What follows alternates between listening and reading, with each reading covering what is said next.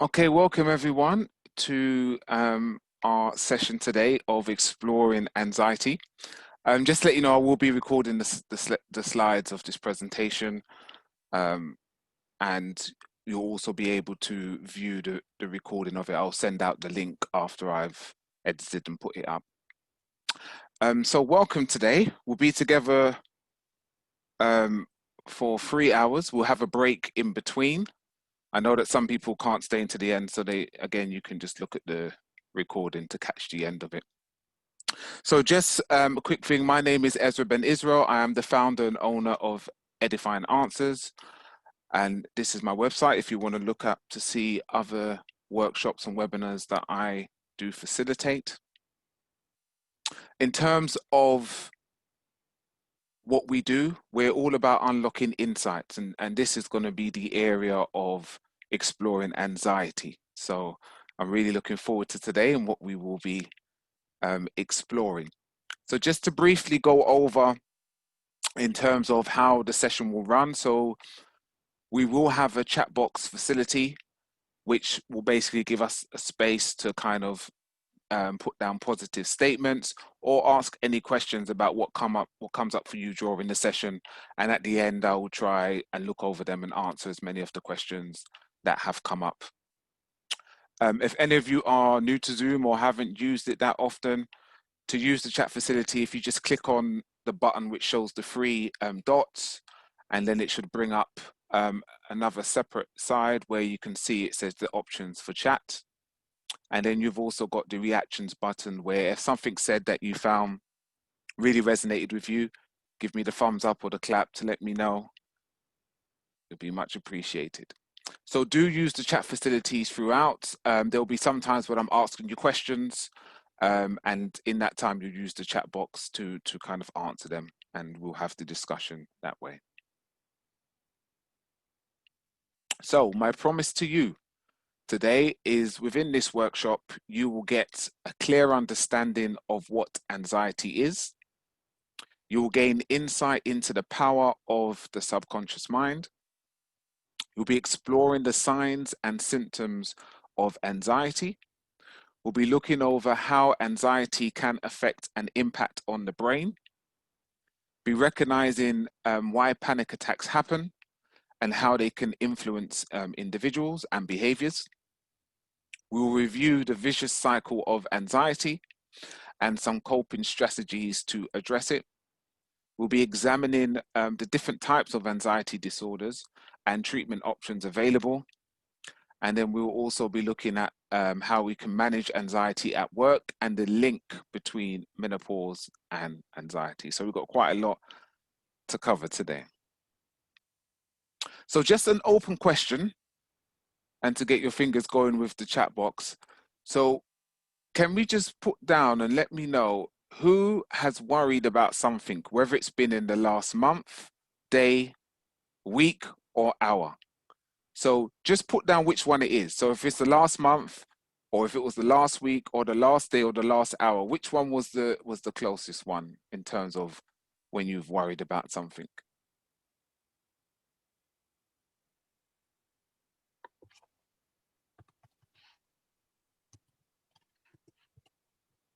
So last week, last month. You can't hear. I see Kanuki, you can't hear. Have you can everyone else hear me? Yes. Yes? Okay.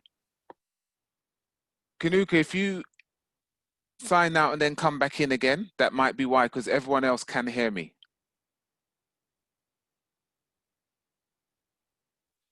Okay. So yeah, so everyone, so I guess like for me, it was within the last week as well. So having worrying about something is not, there's nothing wrong with that. We all do. We have situations that may come up that may cause us to worry or be concerned about something. So I think one of the things is sometimes people think, well, if I am worried about something, then I have some kind of disorder or something's wrong with me. And that's not the case. We all do worry.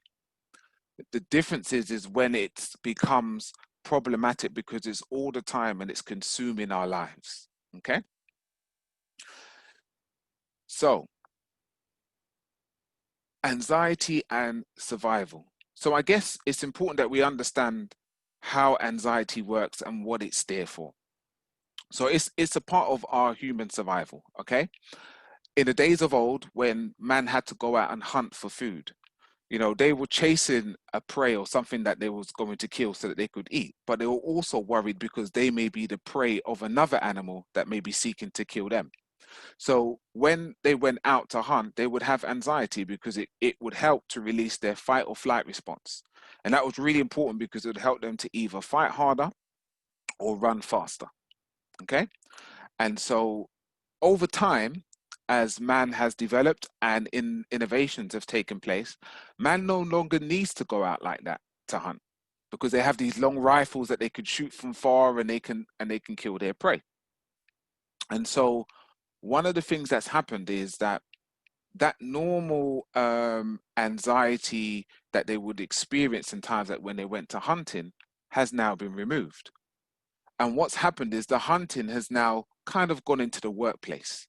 So where, for example, if someone was going to hunt for food during that period of when they went out to hunt, they have the anxiety. Once they got back to safety, the anxiety would disappear. But for many people now, that hunting may be in the workplace. It could be hunting and survival for their job. It could be for a promotion. It could be because of a 2P process. It could be because of a colleague that's just got it in for you. And so what happens is that anxiety then is a continuous thing. It's something that's happening again and again and continuously. And so this is where problems can arise because sometimes there is a perceived threat that they feel is continuously there. And that's when adrenaline levels, become unmanageable. That's when anxiety kind of continuously plays a role negatively in someone's life. And so that's the difference between, you know, kind of like a deer. If a lion's chasing the deer, the adrenaline kind of would kick in, that anxiety and that worry of the deer. But once it's gotten away into safety, it'll go back to grazing again. It'll go back to its normal behavior. And that's how it kind of needs to be for us as well. But the problem is when that anxiety is continuously kicking off and triggering in our minds. And we'll look at why that is a bit later. So, what is anxiety? So, according to Mind, anxiety is what we feel when we are worried, tense, or afraid, particularly about things that are about to happen or which we think could happen in the future. Anxiety is a natural human response when we perceive that we are under threat.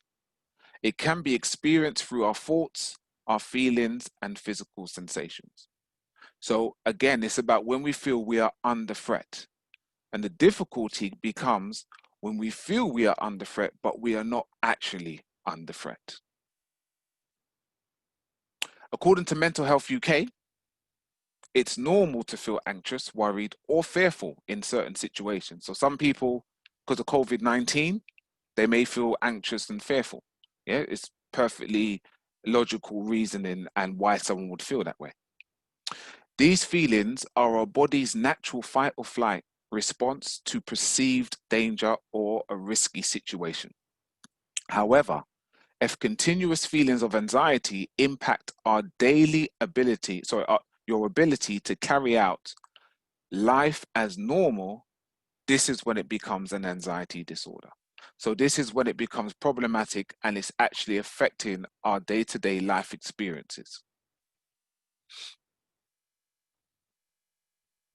So in the UK, a little over 1 in 10 of people will be living with an anxiety disorder at any one time. That's over 8 million people.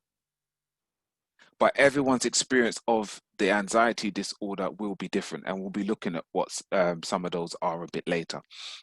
And we know that 1 in 4 people would experience mental health issues. Okay. So I think one of the interesting things and what is important to remember is context. Context is very important when we're thinking about anxiety. And this is because people often lose context when speaking to someone with anxiety because of how they see them. So, what does that mean?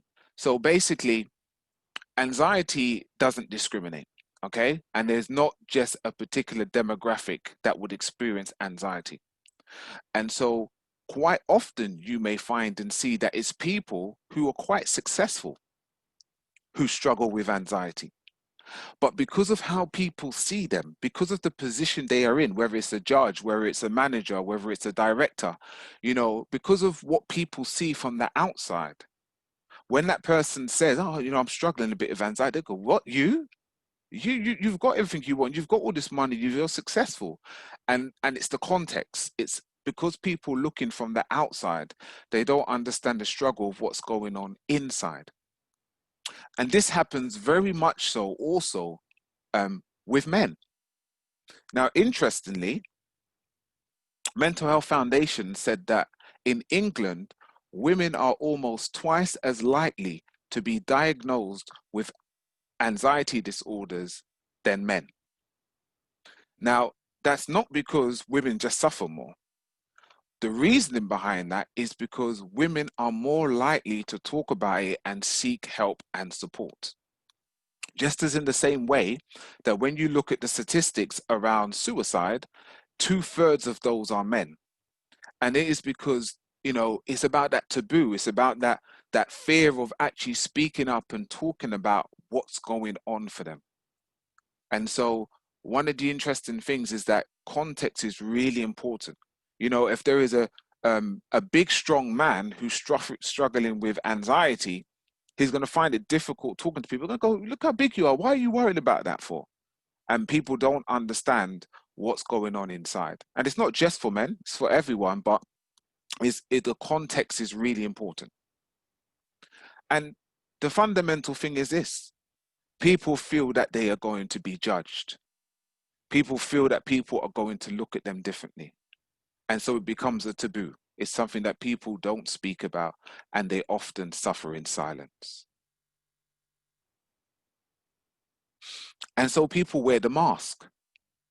People wear the mask to protect themselves, to keep themselves safe. But the only problem with that is that that individual then suffers in silence. And so people pretend to be how people see them and what the situation demands of them, while carrying the burden of anxiety with them wherever they go. And that burden becomes very heavy. And I often say, like, if you have a sack of potatoes or bag of potatoes that you're carrying from home from shopping, that's okay. But when trying to carry that for a week, a month, a year, it becomes very problematic. And that's the same thing what happens with the anxiety when people just try to cope and manage by themselves in silence. And so inwardly, they are in great turmoil. They're suffering. They're going through. And the problem is, until they get support and find strategies and ways to be able to manage that, it can be a very dark place that they have to live in. So, understanding anxiety is very important. So, there's some simple things that we need to know. So, it could be caused by an event or activity that makes you feel nervous or worrisome. So, it could be an exam, it could be because of COVID-19, it could be because, sickness, it could be worrying for your children. It could be anything that causes that, yeah? Any type of event or activity. And anxiety is similar to worry, fear, and unease, okay? They all kind of make you feel the same way. And anxiety can be a reaction to your stress, but it can also occur in people who have no obvious stressors. Okay, so sometimes the anxiety can come up when there is no perceived threat. Okay, and that's because of the learned behavior. That's because the body is now attuned to the way that you've programmed it because of continuous anxiety and worry. And then both anxiety and stress cause physical and mental symptoms. Okay. So this is why sometimes people don't know which one it is and what's going on, is because both of anxiety and stress can cause physical and mental symptoms. So let's quickly look at this. So in terms of within the body, there is things like fatigue, headaches, taut muscles, skin irritations, frequent infections and constricted breathing, so short breathing, because you've got that adrenaline release. And then in the mind, we've got things like worrying, indecision, so a lot of not sure what to do, in and out, yes and no, ambivalence. Then we've got negativity, so all of those kind of reoccurring afflicted thoughts, the rats. We've got foggy thinking, where you kind of not can see the sky for the trees, you're not sure what to do. And then making hasty decisions. So not really thinking things through, or because you're so consumed by the situation that you make these decisions and think afterwards, why did I do that? And then impaired judgment. So we've got all of this stuff going on as a result of stress. But then we have the symptoms of anxiety, and there's a whole range of these. So just put in the chat if you have experienced, what ones of these have you experienced? Because just because you experience one doesn't mean you have anxiety. But if you're experiencing quite a few of these, and especially regularly, then that could be a telltale sign. But what have people experienced? Put in the chat. What of these, sweating, headaches, feeling like you're going to pass out, nausea, tingling, chronic fatigue? What have people experienced? Headaches and nausea. Yep. Headaches. Yep.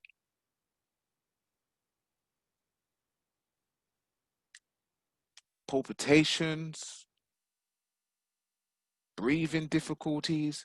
So there is all these different things. Yeah, racing heart, absolutely. There is all of these different things. And the flush, yeah. Yeah, absolutely. Stabbing pains, yeah. All of these different things. And sometimes the interesting thing is I think there is so many people who are not aware of what all the symptoms are, and they don't even realize when they are actually suffering with anxiety, not necessarily a disorder, but they are experiencing anxiety. And so it's really important that we do become aware of all of these different symptoms and how they can play out in our lives, because many people are experiencing lots of these things regularly, and they don't make that recognition to realize, okay, I'm quite anxious about this, what can I do around this, how should I address it? But there is loads, so it's really important that we are aware of the impact and the symptoms of when we are experiencing anxiety. So what does the numbers tell us? So according to Mental Health Foundation, it says this. Sorry, Mental Health First Aid England. It says that 1 in 6 workers will experience depression, anxiety, or problems relating to stress at any one time. 1 in 6. So if you think about where you work, 1 in every 6 of those workers are experiencing one of these three, whether they recognize it or realize it or not, or whether they do anything about it or not, it's impacting on them. There were 602,000 cases of work-related stress, depression, or anxiety between 2018 and 2019 in Great Britain. There were 8.2 million cases of anxiety in the UK in 2013. Women were twice as likely to be diagnosed with anxiety, as I said earlier. 72% of 5 to 19-year-olds experience an anxiety condition. 5 to 19-year-olds. So what that means is that people are feeling the pressure from a very young age. And in 2017, 3.9% of 5 to 10-year-olds had an anxiety disorder. So this is not just experiencing anxiety, an anxiety disorder.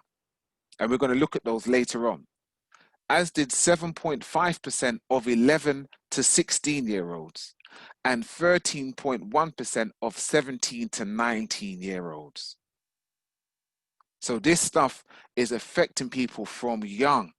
So if you have children, it's important, and I'm really glad that you're on this so that you can understand and be aware of what to look out for and understand the telltale signs when supporting other people, especially if it's your own children.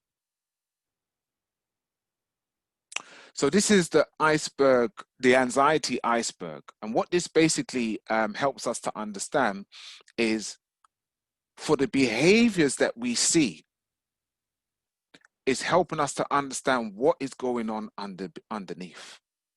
So when people experience anxiety, and especially if they have an anxiety disorder, you may see things like anger, they may have sleep issues, they may be over planning. You wonder, why are they paying so much detail to this small thing? Or why there is an avoidance. How comes they're always avoiding things, avoiding conflict, avoiding courageous conversations, avoiding having to address and deal with things?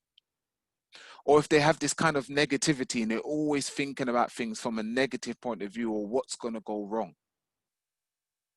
Or if they have a lack of focus, because if you imagine the slide that we just looked at, and someone's experiencing all of these problems and the headaches and the migraines and they can't focus and the fogginess and all of this other stuff going on, the stabbing pains, it's going to be very hard for them to focus. And then what can sometimes be seen as defiance, you think that they're just not playing ball, they're not communicating, they're not doing the things that they need to do. Or chandlering, which is basically when people have outbursts that are so out of proportion to the situation that's currently going on. So all of those things that's happening on the outside, which is observable behaviors, but they're a reflection of the feelings and what's going on inside, where people feel helpless, insecure, where they're uncomfortable, where they've got grief, loneliness, where they're offended, where they feel disrespected by things that's happened. They don't know how to address it because they're too fearful to address it, where they just feel stuck between a rock and a hard place, when depression seeps in, where they feel overwhelmed and ashamed and embarrassed because they feel a certain way. So all of that is what's going on underneath the iceberg, that often the mask that they're carrying, we don't really get to understand and realize that's what's really going on behind all of that. And it's only when we take time to explore and show and support that we can get to that. And so it can be quite difficult for the person who is experiencing anxiety, because then that means that they have to be vulnerable. They have to show you or talk about what's really going on for them. And that can be difficult because they may have done it to someone in the past and it got thrown back at them.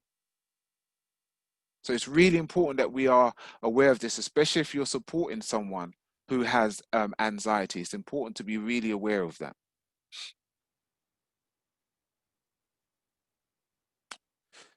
Is there a fine line between anxiety and stress, or does anxiety cause stress? Well, it's a good question. So you can be stressed. Okay, so let's look at this. Stress in itself, okay, just like anxiety in itself, is not a bad thing. So for example, if I know I've got an interview, okay, and I want to get this job, I will experience some stress. But that stress is good because it's going to make me focus. It's going to make me do my research. It's going to make me, when I go into that session, be focused and in tuned for that interview process. Okay. Now, they say that there's an optimum level of stress. Okay. If we don't have any stress in our work or in our life, then we become bored. There's no interest in it, right? So we do need a certain level of stress to be at our optimal best. Okay. But it's when we stay or go over that level that stress can lead to burnout. And it's kind of like the same with anxiety. With anxiety, it's okay if we do experience some anxiety at certain periods of time. So for example, say if this was the first webinar I was ever doing, I would be anxious. There's nothing wrong with that, but that would help me to be focused and to make sure I'm doing this right, etc., etc. But if after the webinar, I'm just consumed about and worried about if people liked it, what they're going to say, how they're going to look at me next time, that's when it becomes unmanageable. So in both sides, you can have one without the other, or you can have them overlapping. And you can have them working in harmony. So you might feel stressed and a bit of anxious while you're doing that particular task and it goes down. Or you can have both of them going above the normal. And that's when we experience burnout and or anxiety, which can then lead to various other issues, which we're going to look at some of them a bit later. I hope that answered your question.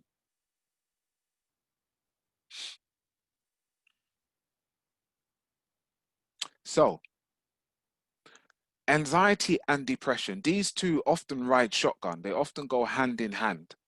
And they can both influence each other. So there's a crossover in terms of what you can see in the middle. And this is why sometimes it can be quite difficult to make the distinction in the beginning stages if this is either anxiety or depression. So in the middle, both of them make you feel restless. Both of them can cause trouble thinking and concentration or making your decisions more chaotic. Both of them involve excessive worrying. Both of them bring agitation and both have unexplained physical complaints, such as headaches or stomach aches. So, quite often, people can have a combination of anxiety and depression and not be aware of it until it becomes more problematic.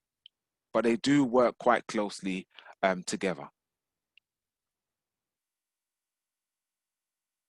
So, one of the interesting things that many people don't realize is that everything is energy. Okay? When you look under a microscope of our body, underneath the cells and the atoms and everything, you see energy. We are an energy field, which is covered with this clay or flesh, which we call our bodies. But we, at the very foundation of us, are energy. And then your thoughts are something that trigger or cause a ripple effect in that energy.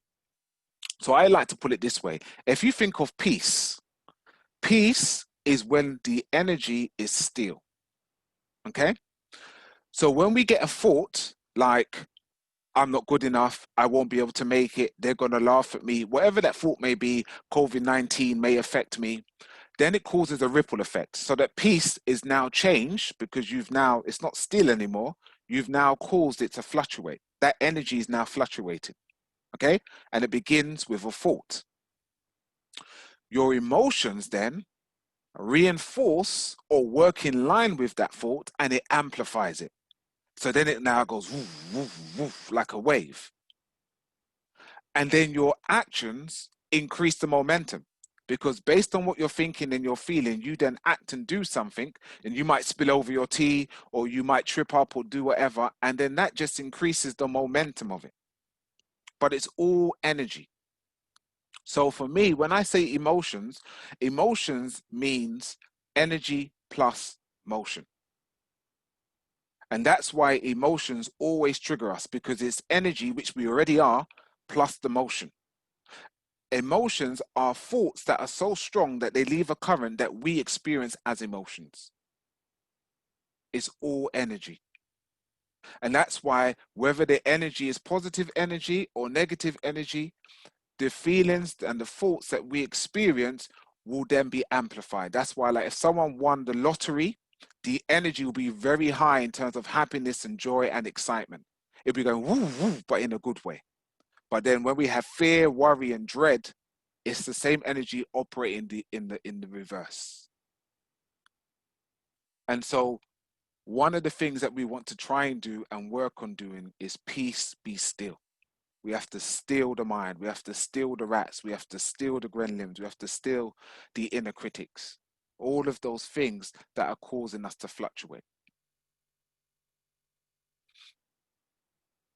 So let's look at the brain a bit and the power of anxiety.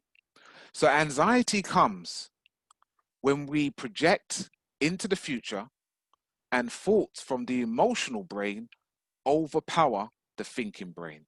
So someone's posted something. Let me just see.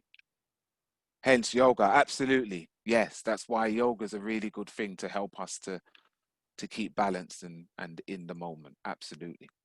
So what we have to recognize and realize is that the emotional brain is 5 times more powerful than the thinking part of the brain. And the emotional part of the brain is irrational, emotional, and illogical. Okay? It's a recipe for disaster. Okay? The thinking side of the brain, which is 5 times weaker, is rational, thinking, and logical. So, what that means is in any given situation, our initial thoughts will often be those which are irrational, emotional, and illogical. And depending on the severity of the situation that's creating that thoughts, it's going to be much more amplified.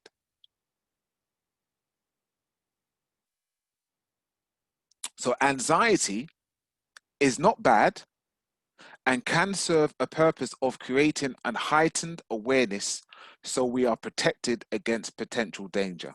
And that goes back to what I was saying in the first slides about when they went out hunting. Okay, it served as a purpose. The adrenaline being released made them be more alert, and it was to keep them safe until they got back into safety.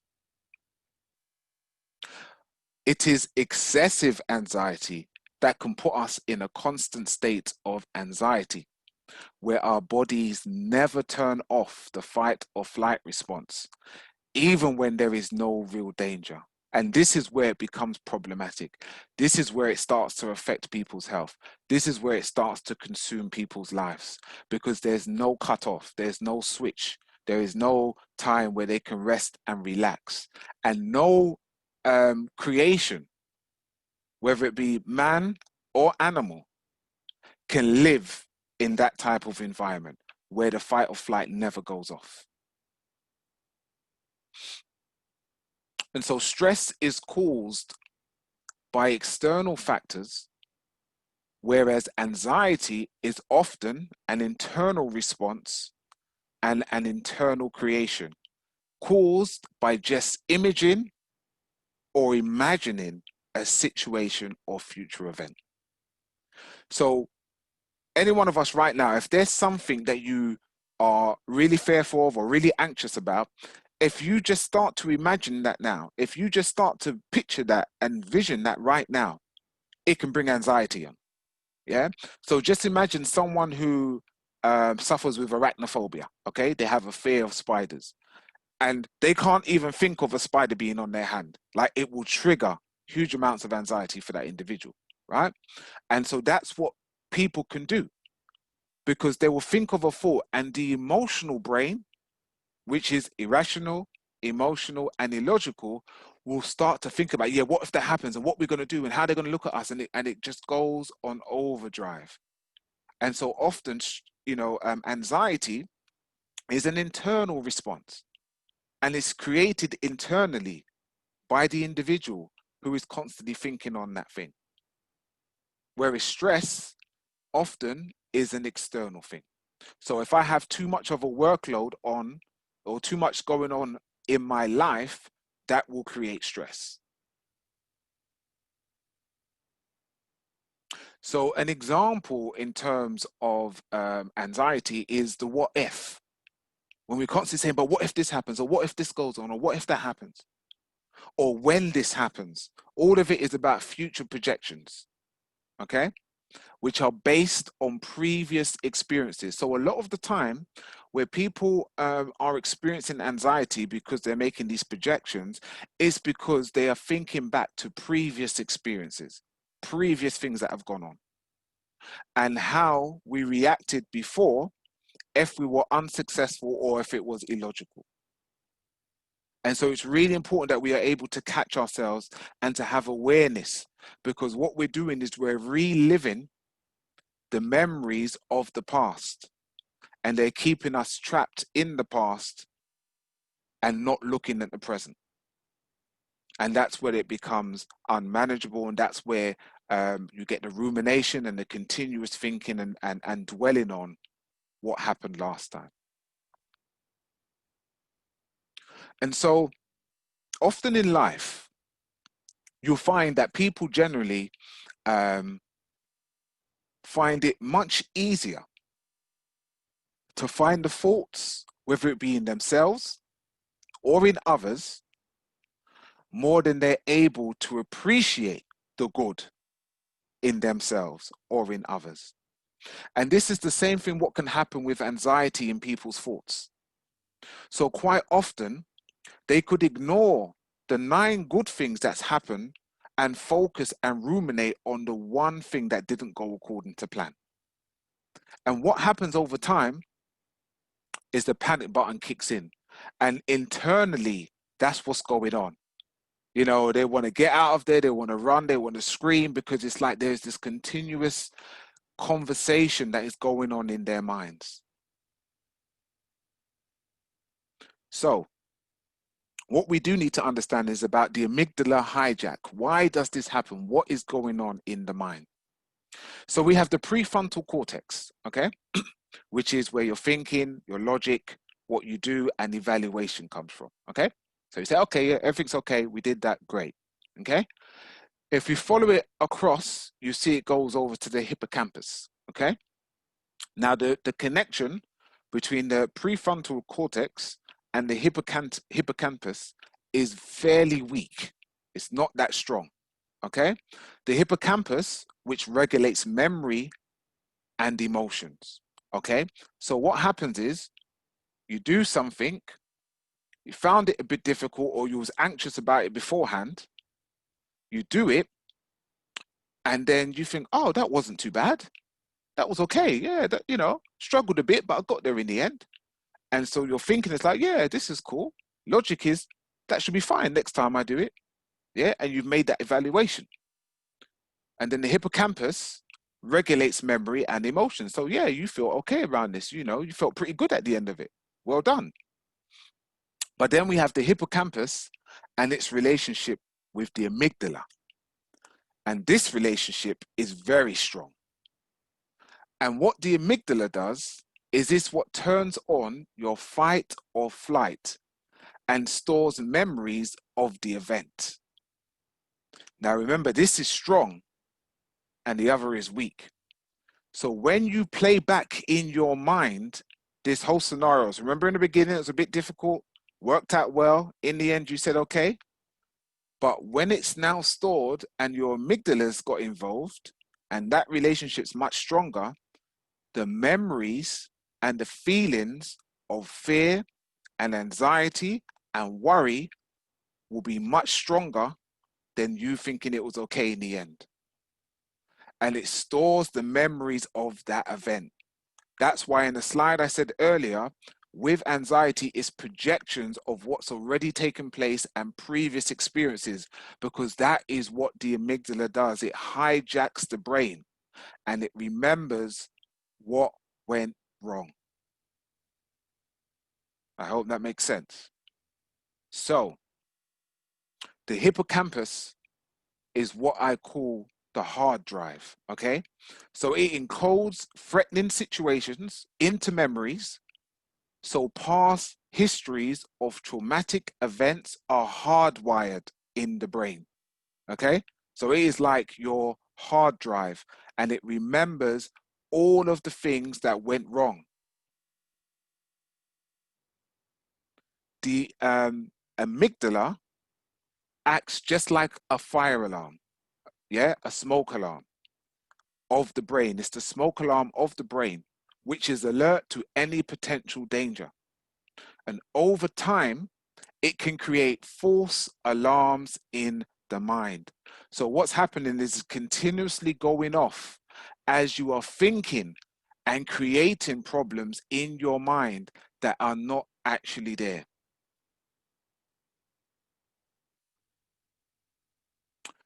And so what happens is this process will continue to go on and continue to go on.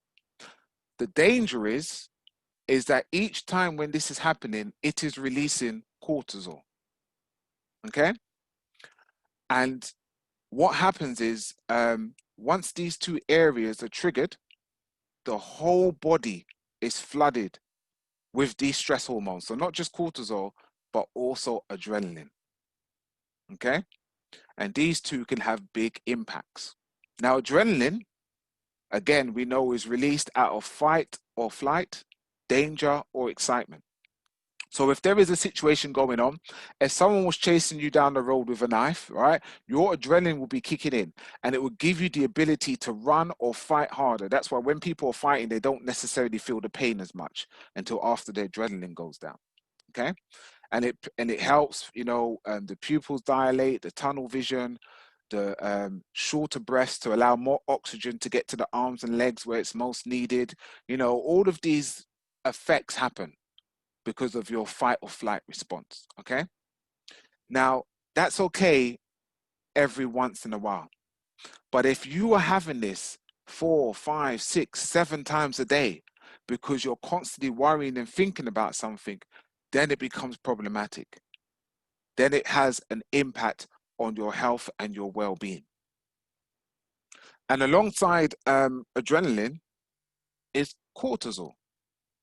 Now, cortisol does a whole range of things once it's released. Okay, so it increases your blood sugar, it gives you heightened memory and attention. So, for the things that made you feel that way and what was going on for you during that time, it's going to be remembered and you're going to pay attention to that.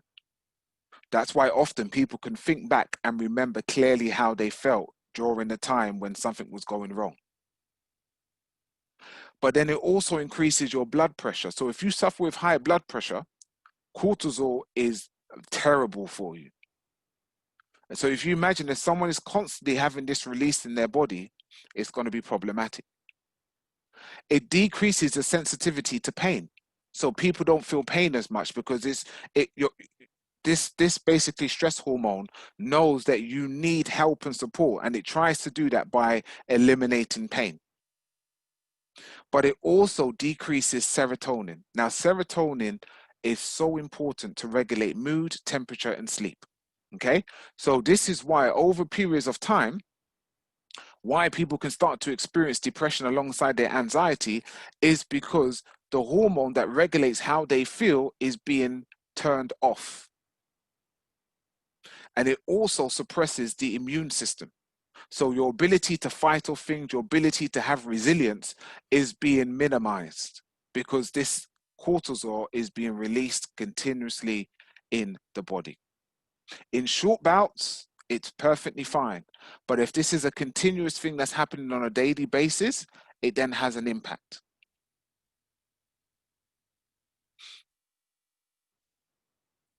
So the anxiety cycle.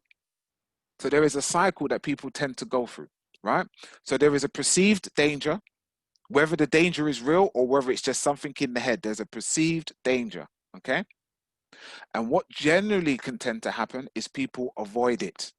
So if the potential danger is having to deal with an issue or something that's come up with someone, they avoid it by not having a conversation, not turning up for work, not going to the house where that family member will be, whatever the situation is. But with that avoidance, it only brings a brief relief because then the question is, what if I see them? What if they come and talk to me? What if I get a phone call? And it's all of these things that start to ruminate in the brain that creates more anxiety. And then the cycle just repeats itself again and again and again. And so worry often creates and produces more worry. And this multiplication can end up consuming all of someone's life, all of their day. And so they're just constantly worrying about what if, what could be, what might happen, and they never get to live in the moment.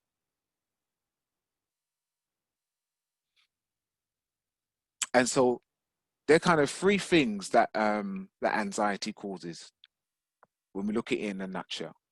And the first one is that it's uncomfortable physical feelings. Okay, so what happens is the individual perceives these feelings to be a threat. And so what happened is because what people don't realize is the more that we experience certain types of feelings which create emotions, we are programming the body.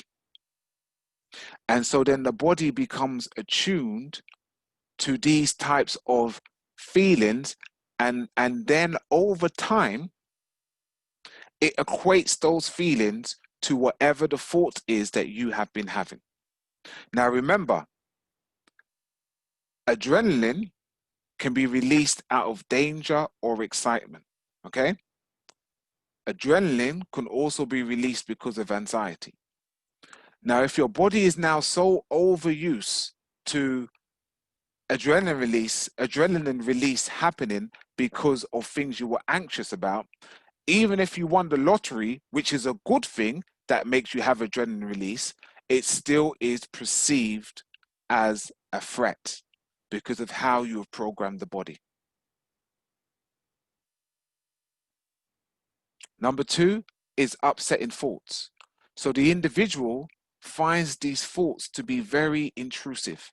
So one of the things that I often say to people is that there's a view and a mindset that every thought that we think is truth, and that is not the case. And because people think it's truth, they never challenge them. And because you don't challenge them, then they become true to you. And so it's very important. I say to people, if you think of your thoughts as another individual, and so whenever you're having this thought, you may need to have a conversation with that thought and challenge it, just like you would someone who was coming and saying to you, you're worthless. If someone came up to you and said you're worthless, you wouldn't just sit there and take it, would you? You go, don't tell me that. No, I'm not. But when your thoughts tell you that, you receive that as truth. And so thoughts become very intrusive if we don't allow, if we allow them to continuously to do that. Your thoughts can become your worst bully. And so we have to learn to challenge our thoughts, especially when they're saying things that ain't true. But it's these upsetting thoughts that can be very intrusive and causes anxiety. And the third thing is distressing emotions. And one of the things that I found in my research around emotions is that the more that people try to suppress them is the greater they become. And whatever you try to suppress, because emotions, they're not bad and they're not good, they just are. And they're a part of life to help us to understand what's really going on within us. Now, if you try to suppress them, they're always going to want to come up. And the more you suppress them is the bigger and the stronger they become. And the thing is, they never give up, but we get weary and tired. And so over time, they will start to come out sideways in situations that we didn't expect. We react rather than respond. And so it's really important that we are aware of what emotions are happening within us, and we find healthy ways to address that, whether it's talking to someone, whether it's going to the gym, whether it's yoga, mindfulness. There's so many different methods that we can use other than just suffering in silence. And so self-image and analysis is very important. So with anxiety, people sometimes have their ability and their worth wrapped up in the opinions of others. So just in the chat, I mean, have any of you experienced this where and it doesn't mean you have an anxiety disorder, but where your focus is wrapped up in what other people will think and say. What determines if you do or don't say something is how other people will perceive you. Whether you speak up or not is based on who is or isn't in the room. Have people ever experienced that? Have people ever come up against that and found that sometimes you deny who you are because of other people? It happens to all of us at some point in our life. Yeah. And the thing is there may be some times where that happens. But if it's happening the majority of the time, if it's happening consistently in various different situations with different people, that is where we need to take a step back and evaluate what life, because life is feedback, what life is telling us. And what happens is people will replay the conversations over and over again in their heads, especially if something went wrong. Oh, why did I say that? Oh, they're going to think this now. What's going to happen tomorrow? When I see them, are they going to look at me differently? Are they going to start talking? All of these conversations are going on. And the person may not even be thinking any of that, but that creates anxiety and stress for the individual.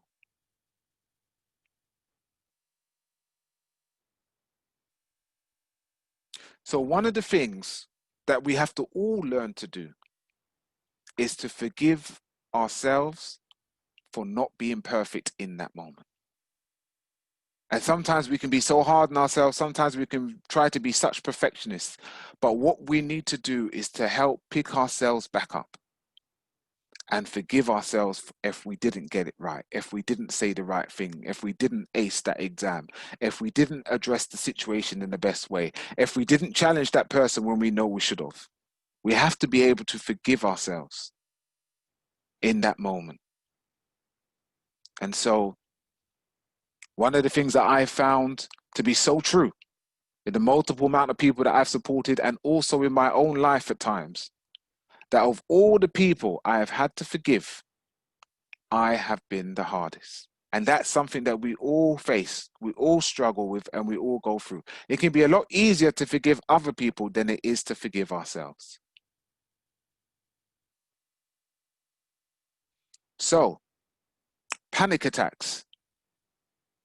So, a panic attack is when your body experiences a rush of intense mental and physical symptoms. Okay. It can come on very quickly and for no apparent reason. Okay. A panic attack can be very frightening and distressing for that individual. I don't know if any of you have witnessed someone having a panic attack. I have. And they literally feel like they're going to die. It can be very debilitating and scary for that individual. So, these are some of the effects that can happen when people have a panic attack. Okay. And so it could be a combination of these. You know, this is just a sample. This is not all of them, but it could be all of these different things that are going on for that individual in that moment. And the shortness of breath is one of the things that is really scary, because when you don't feel like you can breathe and you need oxygen to live, that can be very scary for the individual. Now, most panic attacks last for between 5 to 20 minutes, okay? Some panic attacks have been reported to last up to an hour. In rare cases, some individuals can experience cluster panic attacks. I actually know someone who experiences those, and that's when it goes one after another after another. That's very rare, but I do know someone who does have those, and there's been times where she's had up to 5 hours of cluster panic attacks.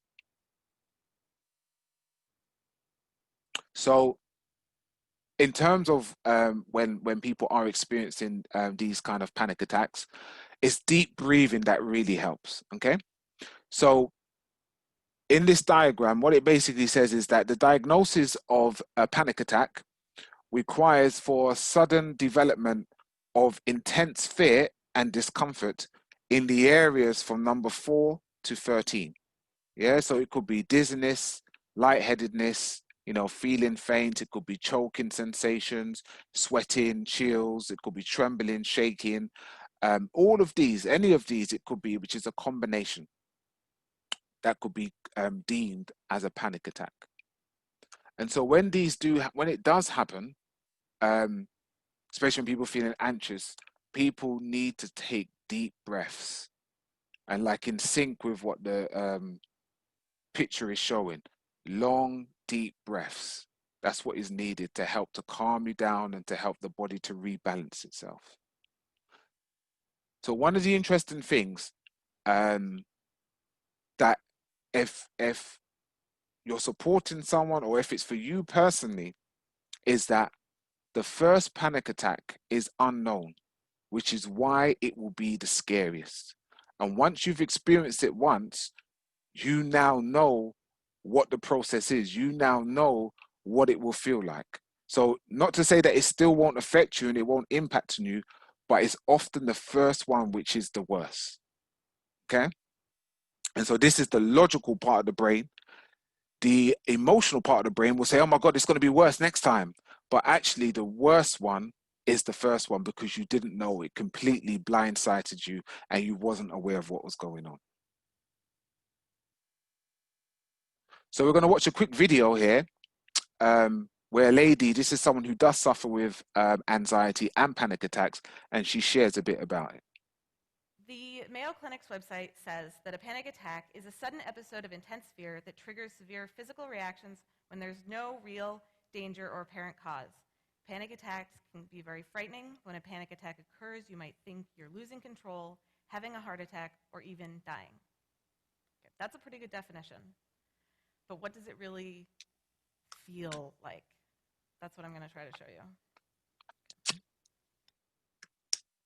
So it's a pretty normal day, but maybe a little bit stressful, like at a performance evaluation at work or packed for a vacation. And I'm doing something pretty normal and I start to feel off. I know something's not quite right. I'm getting tingly. A tingling numbness creeps up my neck and all over my face, and seeps into my head. I feel dizzy, so I sit down. Sometimes I think maybe I just didn't eat enough today, so I grab for some crackers or candy bar or whatever I have. My head is... As I'm sitting there, sometimes I think, oh my gosh, it's a seizures or a heart attack, but I know better. I know it's a mounting panic attack when my heart starts beating harder, not faster really, just hard, like the heartbeat in the background of a horror film. Now I'm getting scared, thinking, no, not here, not now. Right now, the right medication might help, might bring this crescendo back down and end the panic attack, but sometimes even the right medication doesn't always help. I feel off and I want to sit still, but my body just won't listen. So I pace, I lash out.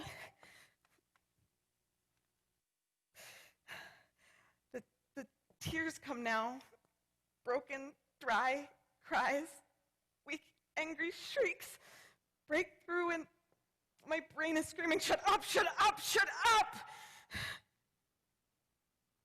Not a real cry.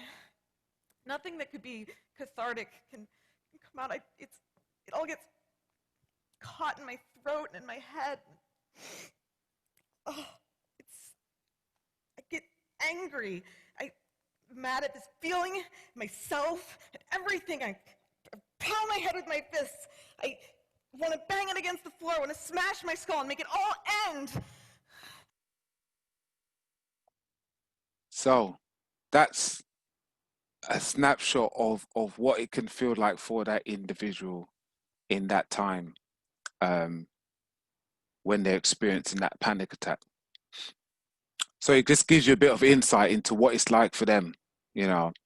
And the interesting thing is that panic attacks can often cause people to change their behavior and they start to respond to the fear of the fear. And what I mean by that is the false evidence appearing real. So they start to respond to the fear that a panic attack could happen at any moment. They start to respond to the fear that if I get into this type of situation, then it's definitely going to mean a panic attack happens. And so there's all of these scenarios that people play out in their mind, and they're now responding to the fear of the fear. And that creates its own whirlwind of problems in that individual's life. Now, what people can do at times is they will have what we call safety signals. And what these are is things that people can do to lower their panic in the short term. So that may be carrying their medication, that may be distracting the brain from the rats and the gremlins that are going on in their mind. That can be trying to slow down.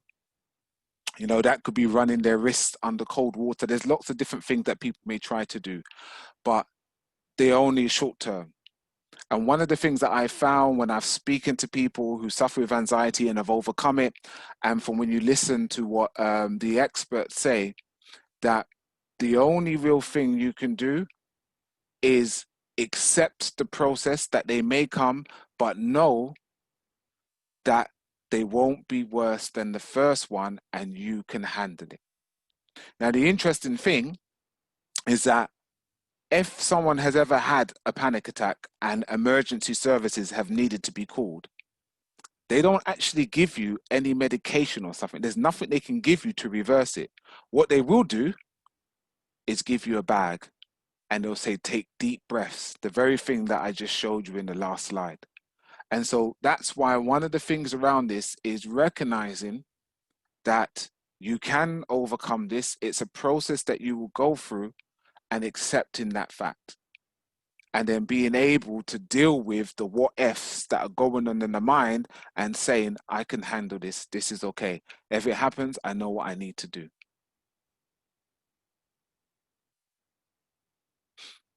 And as we know, with every storm, a storm runs out of rain. And so, the panic attack will go away, and it's not going to come every day. And it's about recognizing and understanding that, and being able to manage what the emotional brain will be trying to tell you, the horror stories that it will try to set off in your mind.